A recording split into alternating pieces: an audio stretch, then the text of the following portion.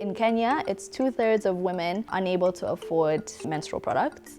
2/3 of women receive menstrual products from sexual partners. 1.2 million girls every year miss school because they don't have products to manage their period. My name is Fayruz Adan. This is where I call home. I grew up in Nairobi till I was 18 years old, and then I traveled to the UK for my undergraduate degree.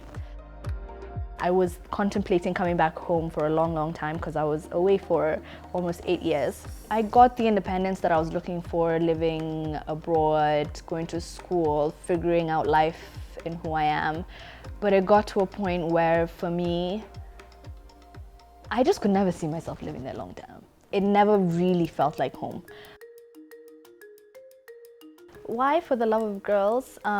It all started halfway through 2019. It was a lot to do with cost of menstrual products. Even as university students living abroad, it was very expensive to buy menstrual products. And also the environmental impact that single-use products have on the environment. When my sister and I first decided that this was what we were gonna do, I was too scared to tell anybody. I didn't want people telling me, no, don't do it, or people are gonna say, how are you talking about periods? My sister broke the news first to my parents. I gave it to her. After that, it was a lot of support very quickly, especially because in the Somali community, people do not talk about periods. It's a conversation that was not unfamiliar to people in my family.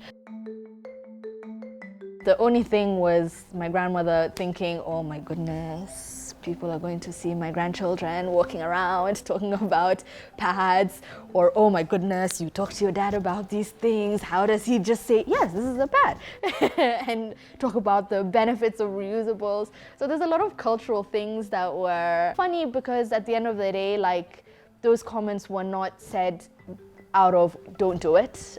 There was still a lot of encouragement, but it was the cultural side, hearing what other people are going to say. The problem that we're trying to solve is cumulative impact that lack of period products has on a girl's life. It begins with you not being able to have pads, or being shamed for maybe having a stain in class that you won't go to school month on month when you're on your period.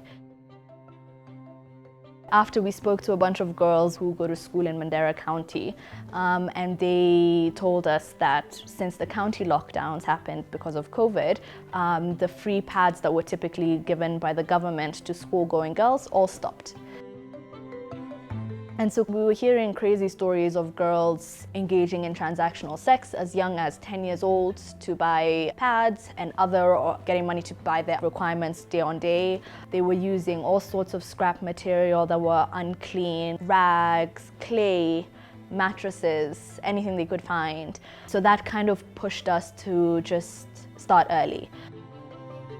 What we want to achieve, it's not just only giving pads, it is for periods to not have such a detrimental impact. Unaweka juu ya panty na una clip chini ya panty. Hivyo tu na unaweza kuvaa.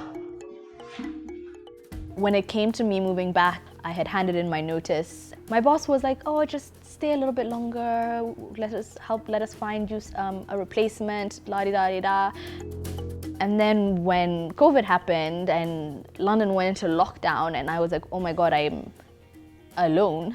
Like, how am I gonna do this? I packed up my stuff and I came back. I think it was the best decision I ever made. For somebody else who was in my shoes and trying to figure out whether or not they should move back, I think you should definitely ask yourself if you're really ready. And I think if I came sooner, I would have always missed it. I think I would have wanted to go back. I may have regretted my choice.